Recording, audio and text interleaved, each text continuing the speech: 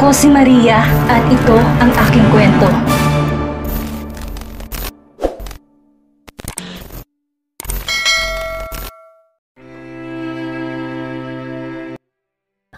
She's still getting married but not with her groom-to-be because she is marrying a stranger. Do you want to change the groom? Then, why don't you consider me, miss? Marry me. Umawang ang bibig ni Ira sa tinuran ng lalaking kaharap. Ngayon niya palang ito nakilala, hindi ba? Kasal ka agad ang inalok nito sa kanya. Ngunit kung iisipin, kailangan niya ng groom. Pakakasal na ako sa'yo, kaagad niyang tugon. Gumuhit ang misteryosong ngiti sa labi ng lalaking kaharap niya na siyang nagpalunok kay Ira. Good decision. Tomorrow you will be my wife. Bago pa dumating ang araw ng kasal ni Ira, ay nahuli niya ang fiancé na si Leo at may ibang babae itong kasiping sa kama. Ang hinayupak, talagang sa hotel room pa na kanyang binayaran ang mga to, gumawa ng kababuyan. Imbes humingi ng tawad, nagawa pa ni Leo na sisihin sa kanya ang ginawa nitong kasalanan. Aminado si Ira na hindi niya pa kayang isuko ang sarili kay Leo dahil gusto niyang mauna ang kanilang kasal. Ngunit ito na rin yata ang senyales na tama lamang ginawa niya dahil isa tong manloloko. She didn't give him a second chance but broke up with him and found another man to marry. Inalok siya ng isang estranghero. Tanging alam niya lang sa pagkatao nito ay ex-boyfriend to ng kalaguyo ni Leo. She agreed to marry the man named Dark Wayne Oxford, who turns out to be a billionaire and her big boss. Asawa siya na isang bilyonaryo? Hindi ba siya nananaginip lang? You're not dreaming, wife. Whatever I have is yours. My properties, money, everything, it belongs to you now. Do you like that? Bawal na magkita ang bride at groom bago sila ikasal kinabukasan, di ba? Bakit pupuntahan mo pa si Leo? Kausap ni Ira si Carla sa kabilang linya, naglalakad siya patungo sa hotel kung saan nanunuluyan si Leo, ang fiancé niya. Dahil sa kabilang city pa ang pamilya ni Leo, nag-decide siya na sa hotel na muna ito patuluyan. Siya ang nagbayad dahil malaki na ang gastos ni Leo sa kasal nila. That's just an old myth, Carla. Tsaka kailangan ko kasing hingin ng suggestion ni Leo para sa ihahabol na giveaways para the reception. Alam mo naman, bukas ang kasal namin. Sagot ni Ira. O sige, mag-iingat ka ha. Lapitin ng disgrasya ang mga ikakasal. Bye, Ira. Pinatay din ni Carla ang tawag at si Ira naman, dire-diretsyong nagtungo sa hotel room ni Leo. Ngunit habang papalapit siya, parang may naririnig siyang kakaibang ingay. Bakit parang may umuungol? Dahil hindi nakalapat ang pagkasara ng pinto, lumapit si Ira sa kwarto at doon. Nasaksihan niya ang kawalang hiyaan ni Leo. Napatda na lang si Ira habang nakatitig sa ginagawa ni Leo. Hindi kaagad rumihistro sa utak niya ang panloloko nito. Ikakasal na sila bukas, hindi ba? Bakit ganito? Bakit siya nito niloko? Nangilid ang luha sa mga mata ni Ira dahil sa panghihina. Nabitawan niya ang clutch bag na bitbit na nagsanhi ng ingay. Napalingon si Leo at nanlaki ang mga mata nito pero patuloy pa rin ang ibabang bahagi ng katawan nito sa paggalaw. Ira? Shit! I'm close. Yeah, that's it. Ira, it's not what you think. Pagkatapos nila yung makaraos, agad nitong hinablot ang kumot na nasa gilid, binalabal sa katawan, habang ang babaeng nasa kama nakangisi sa gawin ni Ira. Anong it's not what you think? Tingin ba nito bulag siya? I am just testing this mattress if it is very durable. Kung matibay ba? What the heck? Umurong yata ang luha niya sa narinig. Nasisiraan na ba talaga ng bait itong si Leo? Tingin mo mauuto mo ako, Leo? Walang hiya ka? Bukas ng kasal natin pero nagawa mo pa to sa akin, hayop ka. Lumapit si Ira dito at hinampas ang dibdib ni Leo. Dumaan ang inis sa mukha ni Leo kasabay ng paghuli nito sa kamay niya. Galit ka? Kung sana kasi pumayag ka na sa gusto ko, hindi ako maghahanap ng iba. Tapos ngayon ako pa ang mali? Arte-arte mo kasi. Ikakasal na tayo pero holding hands lang ang gusto mo. Lalaki ako, Ira. May pangangailangan ako. Wala akong pakialam sa pangangailangan mo. Ngayong niloko mo ko, hindi kita mapapatawad. Ngumisi si Leo sa kanya. Kahit anong galit mo sa akin, tuloy pa rin ang kasal. Hindi na pwedeng iunong yun dahil pareho nating pamilyang apektado. Nablangko ang isip ni Ira. Totoo ang sinasabi nito. Hindi na pwedeng iurong ang kasal, pero kahit na, hindi siya papayag na maikasal siya kay Leo kahit anong mangyari. Bakit di mo na lang kalimutan ang nakita mo? Or better yet, join me, Ira. I-advance na natin ang honeymoon. Dahil sa matinding galit, kumawala si Ira sa pagkakahawak sa kanya at sabay niyang sinipa ang gitna nito. Napaluhod si Leo at dumaing ng sakit. Dinampot ni Ira ang bag na nasa lapag at mabilis na tumakbo palayo. Hayop ka, Leo. Walang hiya. Bastos. Sa pagmamadaling makaalis, halos hindi na tumitingin sa dinaraanan si Ira, kaya abay nabunggo siyang tao. Sorry po, are you Leo's fiancé? Napaangat siya ng tingin. Bumungad sa kanya ang gwapo ngunit mukhang masungit na lalaki. Naka 3-piece suit ito at parang galing yata sa meeting. Napakurap ang mga mata ni Ira nung ma-realize ang sinabi ng lalaki. Kilala siya nito? Leo is having an affair with my girlfriend. Did you catch them? That's why you're running away? Ano raw? Itong lalaking kaharap niya, boyfriend ng babaeng kasama ni Leo. Boyfriend ka ng babae? Tumango ito. Imbes na maawa, dahil pareho sila ng sinapit, pinaliitan niya ito ng mata. Halip parot ang girlfriend mo? Nabigla si Ira nung tumikwas ang gilid ng labi nito at mahina tong tumawa. You're interesting. Pumalatak si Ira at nag-decide na lagpasan ito, ngunit hinawakan siya nito sa braso. Do you have time? Why don't we talk for a minute? Anong sasabihin mo? Hindi malaman ni Ira kung bakit siya napapayag ng lalaki na magtungo sa coffee shop ng hotel at kausapin to. Are you still marrying that man? Humalukip-kip siya at umiling. Pagkatapos kong mahuli na niloko ko, of course not. Mabuti na lang hindi pa kami kasal kaya hindi na ako nakatali sa kanya. But the problem is, Ira knows that she couldn't call off the wedding. Anong gagawin niya? Do you want to change the groom? Then, why don't you consider me, miss? Marry me. Napaangat ng tingin si Ira at umawang ang bibig dahil sa tinura ng lalaking kaharap. Ngayon niya palang ito nakilala, hindi ba? Kasal kaagad ang inalok nito sa kanya. Kasal? Inaaya mo kong pakasal? Hindi nga kita kilala at saka anong mapapala mo kung papakasalan mo ko?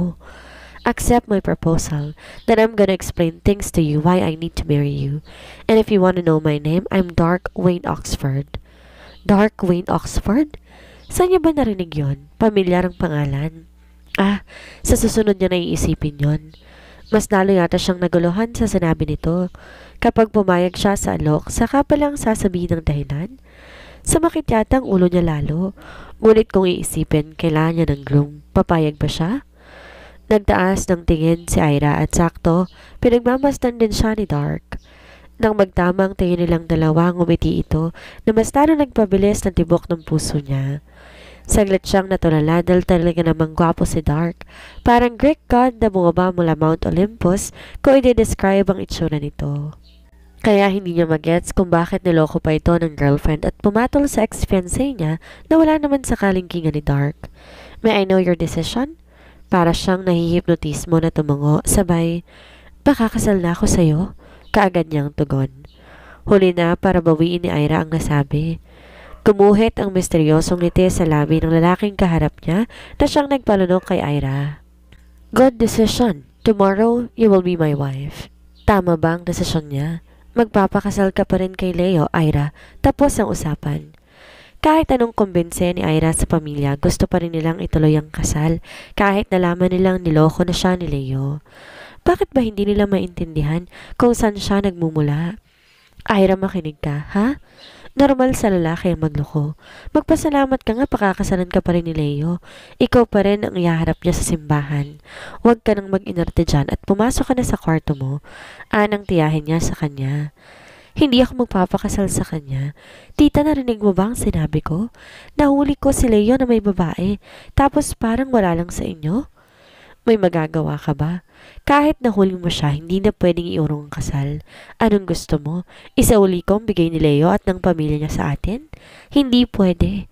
Yun ang alang pakinabang mo sa amin, babawiin pa? Gumastos ka na lang din naman sa kasal, ituloy na. Huwag ka nang umarte-arte dyan, Ira. Kundi, sasamain ka sa akin. Bumuhos ang luha ni Ira sa sobrang inis at galit. Alam naman niya, wala siyang boses sa pamilyang to, pero sobra na sila para hindi pakinggan ang nais niya. Kung gusto ninyong pakasal kay Leo, kayo ang sumipot sa kasal.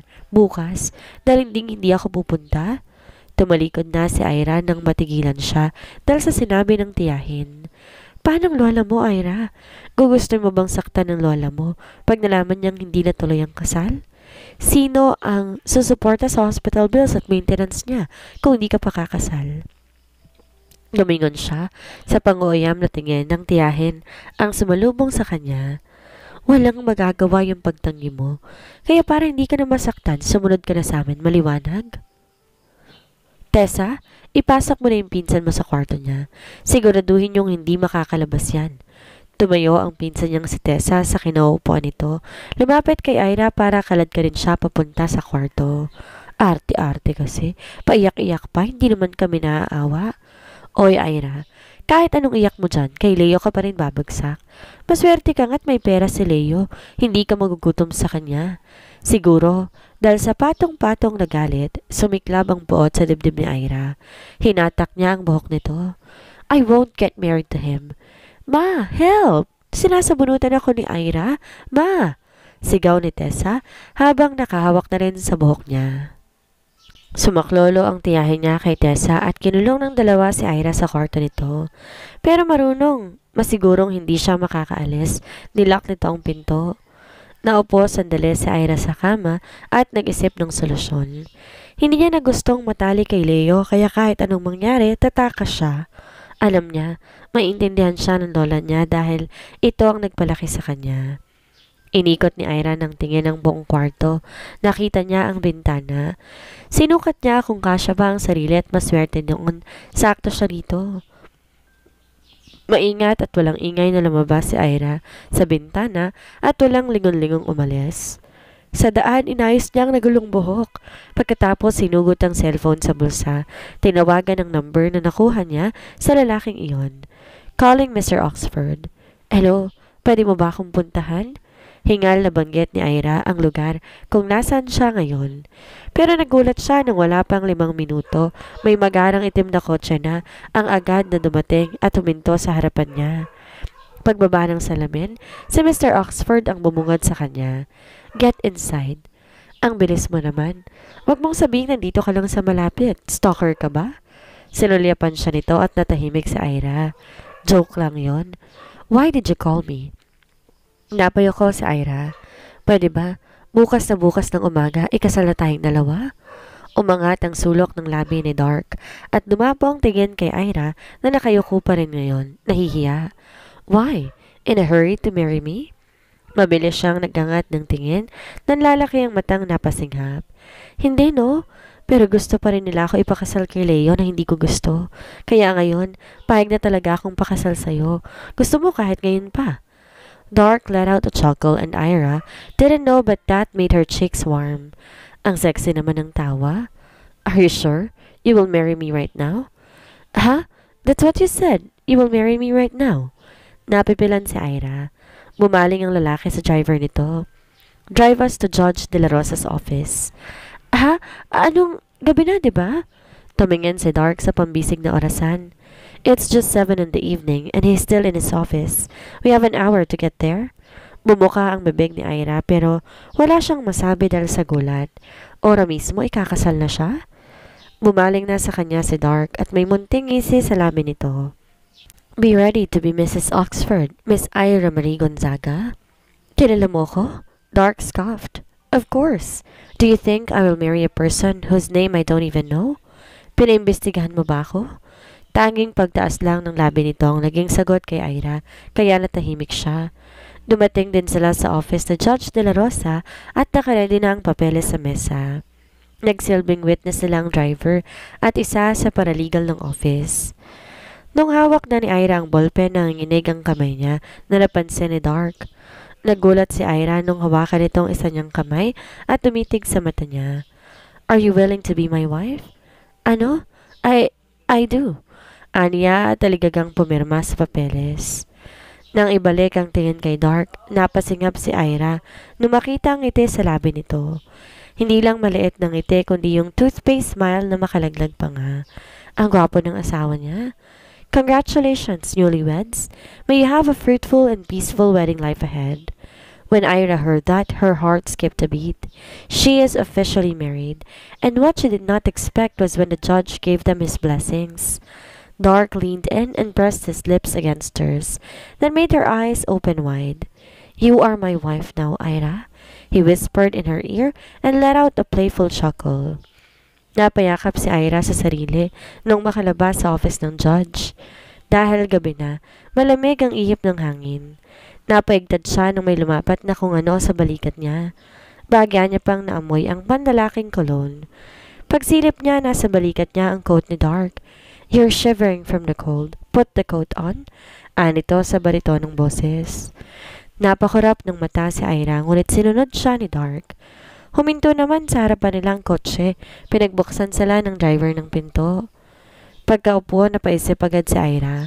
Ngayong kasal na siya, ibig bang sabihin nun, sa bahay na siya ni Dark uuwi? Nanlaki ang mga mata niya. "Ano, Mr. Oxford?" Tawag niya nito. "What did you call me?" Malamig ang pagkakasabi nito, parang inis. Bakit parang galit?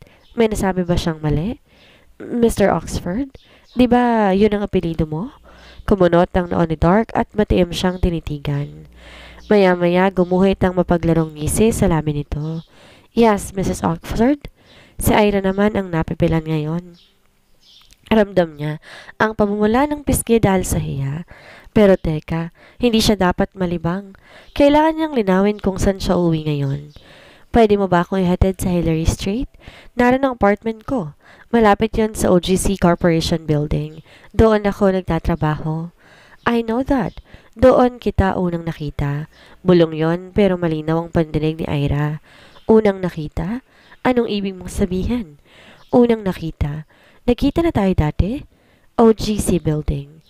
"You mean, doon ka rin nagtatrabaho?" "Well, maybe I will start working there in a week or two." Magiging workmate niya ang asawa? Office romance? Teka, bakit niya ba naisip yon? Nililibang siya nito ah. O sige, future workmate. Pakitid mo ako sa apartment ko. Maraming salamat. Dark furrowed his brows and stared at Ira. "What do you mean ihatid?" Napamaang siya. "Tapos ng usapan natin, di ba? Patid na ako sa apartment namin para makauwi ka na rin." "You are my wife, Ira." "Oo nga, hindi naman ako tumatanggi." Dark laughed coldly. "Since you are my wife, you're going home with me." Teka, wala naman sa usapan natin yan ah. Mariing titig ni Dark ang sumalubong sa kanya, kaya napayoko siya. Pero kahit na, ano, papasindak siya? Hindi pwede. "Really, Ira? Nang marinig niya yon, parang kinilabutan si Ira dahil sa sobrang lamig. Kahit may suot na coat, nilamig siya. Galit nga yata. Nag-angat siya ng tingin at matamis na ngumiti kay Dark. "Sasama na pala. Ikaw naman, hindi ka na mabiro eh." Dark snorted but a ghost of a smile was seen on his lips. Lumipat ang atensyon nito sa driver. "Go to Holy Saint Hospital." Nabigla na naman si Ira. Yun ang ospital kung saan nakakonfine ng lola niya. Napansin siguro ni Dark ang tingin niya kaya bumaling sa kanya. "We're going to see your grandma before we go home." "Talaga?" Tumango ito. Sa tuwa, dinamba ni Ira si Dark at mahigpit na niyakap. Nanigas naman sa kinuupuan si Dark dahil sa gulat. "Maraming salamat, Mr. Ox." "Dark, it's good that you like what I did." Mabilis silang nakarating sa ospital at mas lalong nagulat si Ira nang malaman niyang nilipat na sa VIP room ang lola at may private nurses at doctors ito. Rin, apo, nandito ka." "Lola." Niyakap agad ni Ira ang abuela at halos maluha siya nung makita niyang maayos ang lagay nito. Tahimik namang nakamasid si Dark sa kanila. "Kamusta ka? Sino yung kasama mo?" Lumingon si Ira kay Dark. Mabuti na lang at dahil madalas tumanggi si Leo na sumama sa kanya sa ospital, hindi pa to nakikita ng abuela. "Lola, ano po? Siya po si Dark. Asawa ko po." "Kasal ka na, apo?" Masayang tura nito. Dito na lumapit si Dark at magalang na bumati sa matanda. "Grandma, I'm Dark Wayne Oxford, her husband. Nice to meet you." "Kay gwapong bata. Magaling kang pumili, Rara. Sayang lang at di ako nakapunta sa kasal ninyo dahil nandito ako sa ospital." Dark smiled softly at the elderly woman. "We're going to invite you to our church wedding, so get well soon, Grandma." Dahil kailangan na ring magpahinga ng matanda, nagpaalam na rin sila. Nang makalabas, sinarap ni Ira si Dark. Dark, maraming salamat sa pagdala mo sa akin dito. Pwede ba akong humingi ng pabor sa'yo? Pwede bang manghiram sa'yo ng pera para sa pagpapagamot ni Lola? Pangako babayaran ko kahit paunti-unti. Seryosong tumingin sa kanya si Dark. What are we, Ira? We're husband and wife.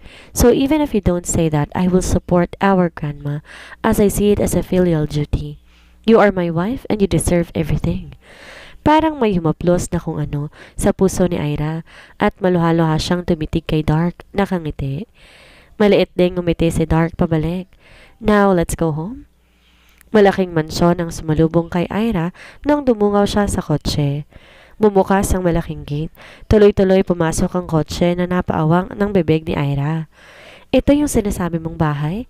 Yang mansyon na yan? Sinulipan lang siya ni Dark at tuminto ang kotse sa main door ng mansyon.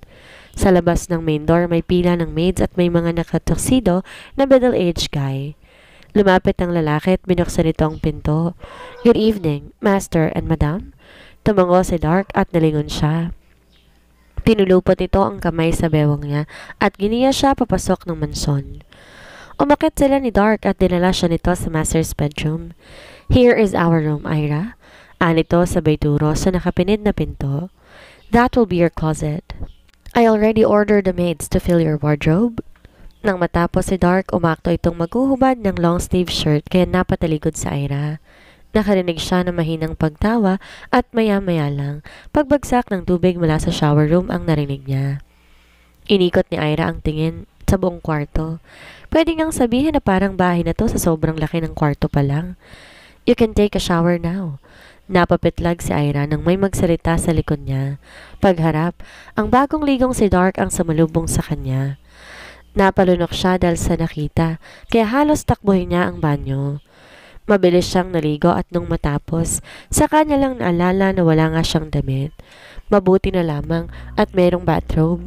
Yon ang suot niya palabas. Saan ako matutulog? Isa lang ang kama dito. Tinapik ni Dark ang kama. You will sleep beside me. You are my wife, remember? Ha? Nabigla si Ira nung atakin siya ni Dark kaya't bumagsak siya sa ibabaw nito. Pinagpalit nito ang pwesto nito at ito na ngayon ang nasa ibabaw. Ready for our first night, wife? Ha? Anong... Ira was cut off when Dark kissed her lips. Anong buhay kaya ang naghihintay kay Ira ngayong kasal na siya sa bilyonaryong si Dark Wayne Oxford? At ano kaya ang gagawin ni Ira kapag nalamang ang lalaking pinakasalan niya ay ang big boss niya sa kumpanyang kanyang pinagtatrabahuhan? Yan ang ating aalamin sa susunod nating kabanata.